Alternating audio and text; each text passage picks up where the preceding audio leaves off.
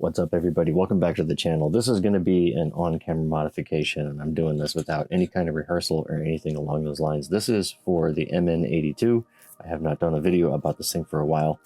I've wondered if it was possible to put oil shocks on the axles, basically using a lot of the stuff, the factory stuff that comes with them. I wasn't sure if I was going to be able to succeed in getting like the front set up with the way those are, and I will show you what that modification is all about here in just a second. The back is actually fairly easy. I will spend a minute talking about that whenever I'm done. But yep, it looks like that's totally possible.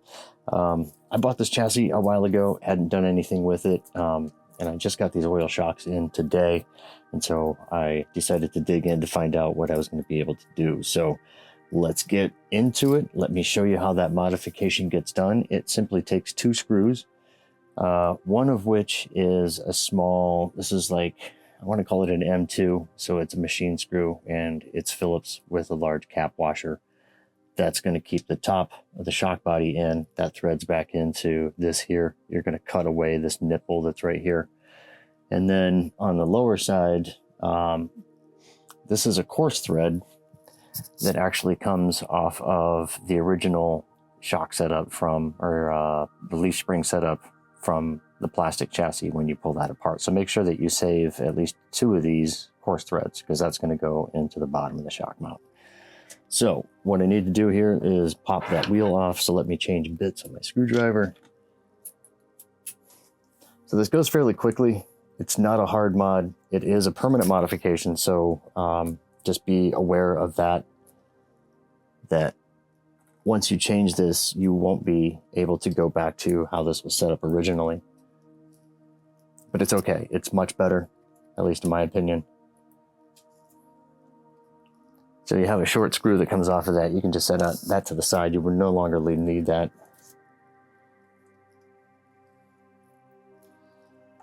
And then I took a small flathead screwdriver and popped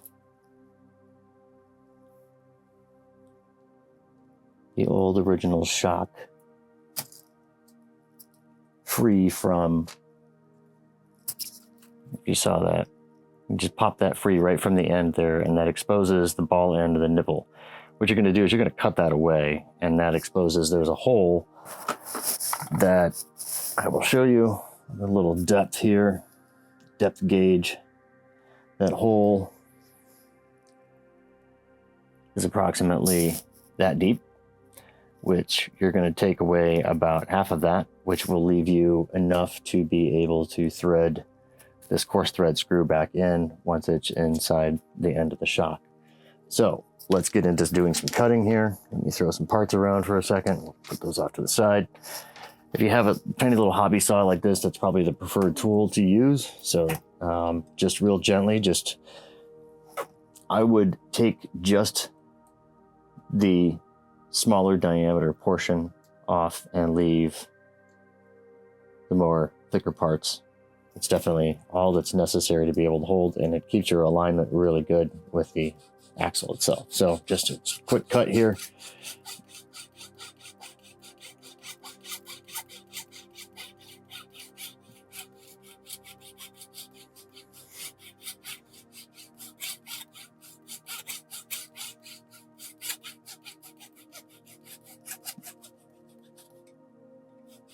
Okay, looks like I'm just cutting into the bottom of it. Okay, perfect.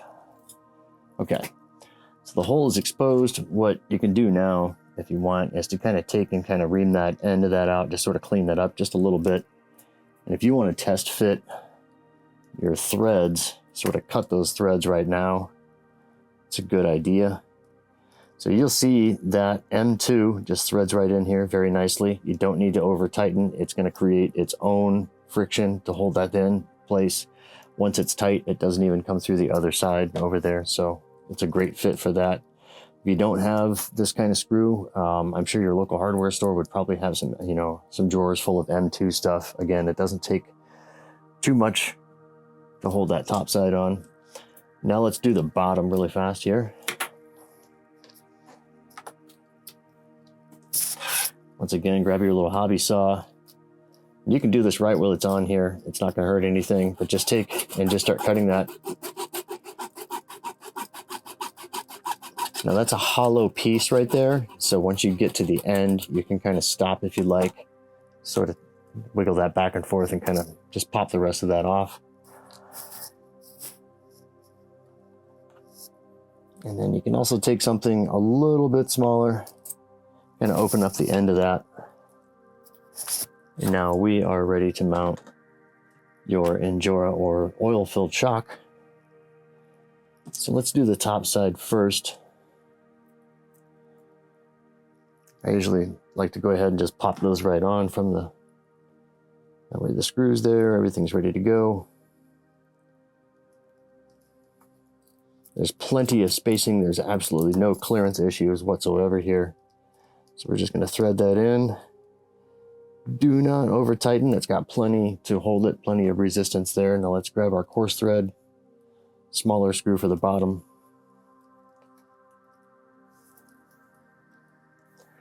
Now there is a wide and a narrow side. I do recommend putting the wide side towards the link. And you've got about a total of 4 threads to go before, oops.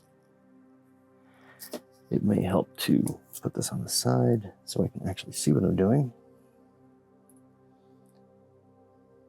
Get about 4 threads total. Once you reach the bottom, just stop. Plenty of resistance to hold that in. The coarse thread should keep it nice and intact in place, as long as you're not trying to jump this truck off of, you know, things and so on and so forth. This is just to get oil shocks on it. Like if you're just doing some, you know, trailing, light crawling, stuff like that. I'm sure if you switched things over to doing, you know, the what do you want to say, the all metal links and stuff like that, things you felt a little bit more confident with, you know, kind of driving your truck like that, then yeah, sure, do what you want there. But there you have it. That's oil shocks on. So you can see, let me adjust a little bit of preload into that one. That way it's got a little more rebound. I did go with the heavier coils.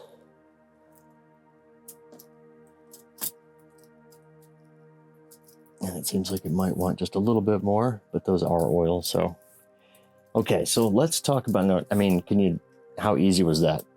That was what, less than probably about a 6 minute modification right there, and you're looking at oil shocks on your MN82 chassis using the stock factory plastic tops, the shock towers, and then like you saw down below here, just cutting the nipple off of the original. These are metal upgrade axles, but I reused the plastic mount parts on here. There are metal upgrade parts for these, which changes everything over to M2, which requires different links and all that stuff. I wanted to use the plastic factory links as well as, everything that holds the shocks on and stuff. So let's talk about the back axle here for a second. Don't want to take up too much more of your time. I'm going to keep this around 10, 11, 12 minutes, somewhere in that area.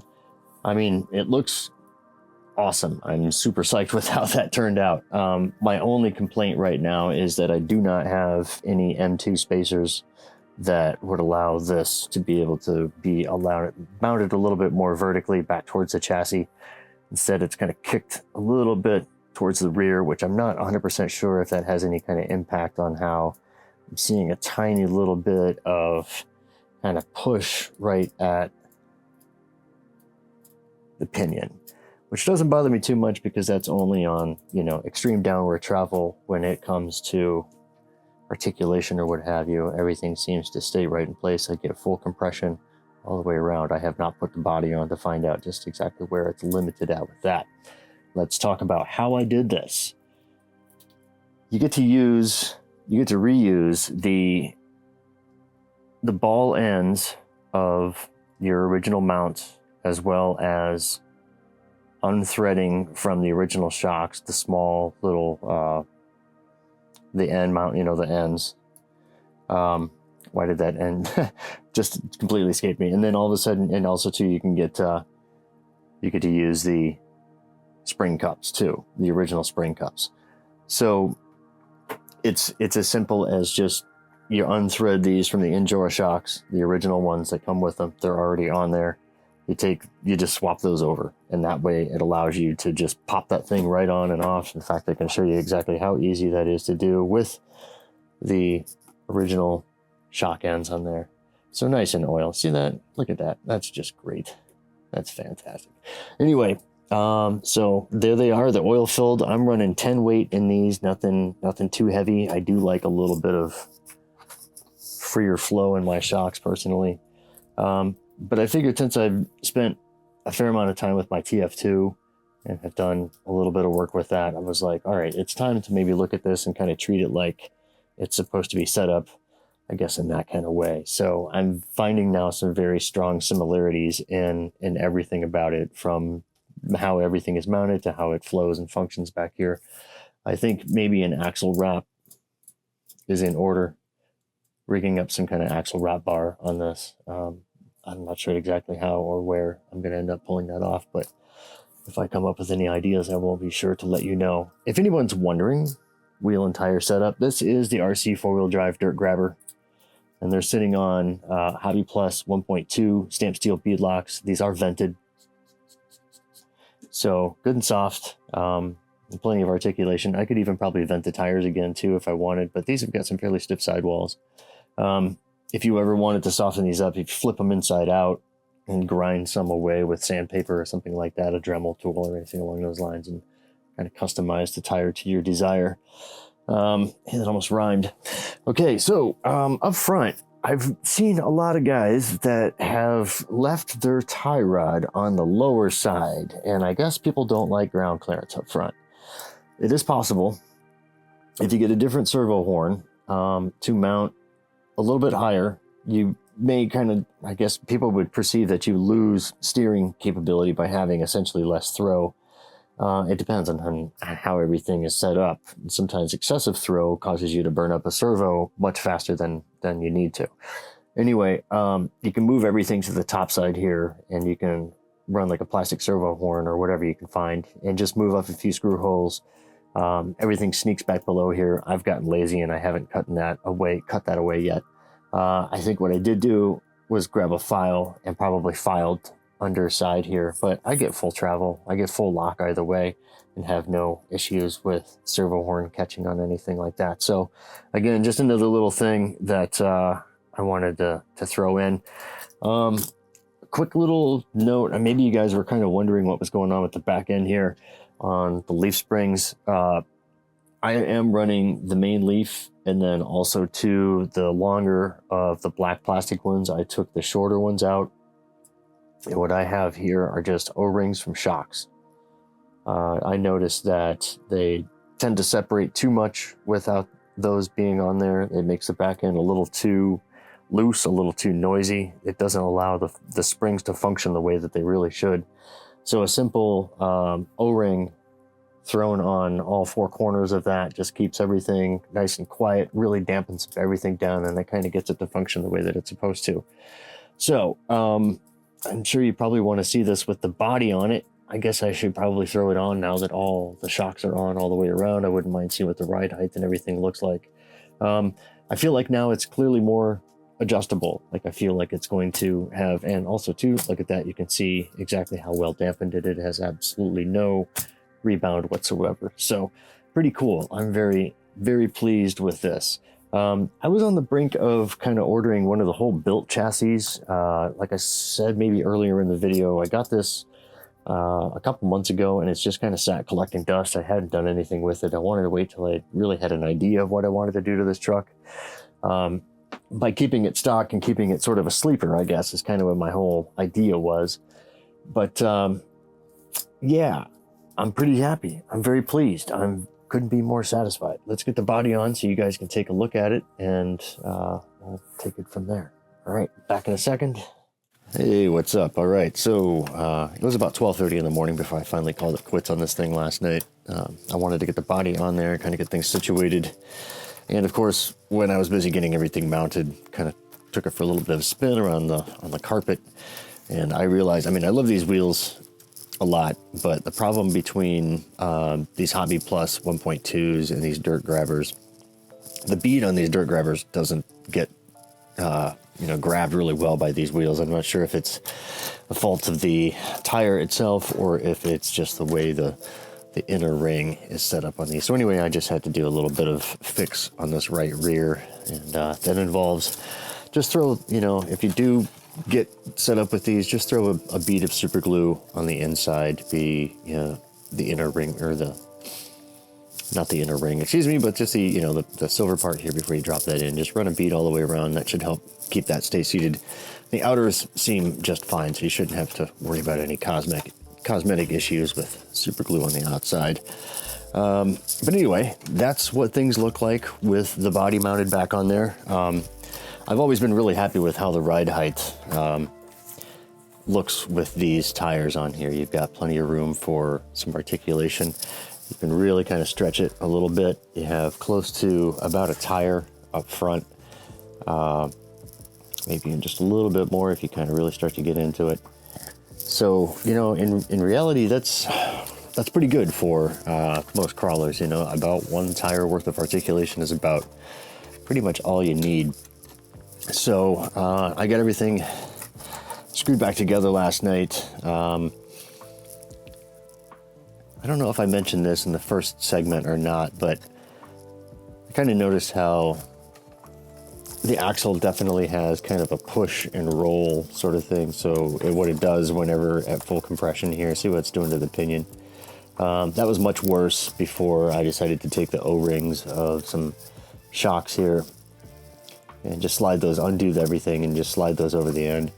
And just be careful, you know, I did end up cutting one, you know, and so it broke, but 1 out of 4 going, 1 out of, 5 going on wasn't bad. So, but what that does is kind of quiets things up a little bit and kind of helps use that plastic portion a little bit more for just spring, I guess, stability and rigidity and everything. And it doesn't give it, it just kind of decreases that little bit of roll that it had, you know, when you're busy fully compressing everything. It's a nice design and everything, you know. I don't think it's exactly what like an RC four-wheel drive setup would be, just because it seems to function a little bit differently. But, you know, for the money, for what you're getting and everything else, and then, like I say, combined with the oil shocks on here now, it definitely seems to have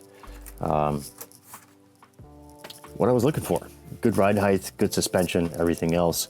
I'm going to do a drop test here for you from just a couple of inches. I'm not going to do it from 6 inches or a foot or anything like that, but be aware the phone's going to shake here in a second and I will mute it, but this is what you're going to see. I mean, it's very stable.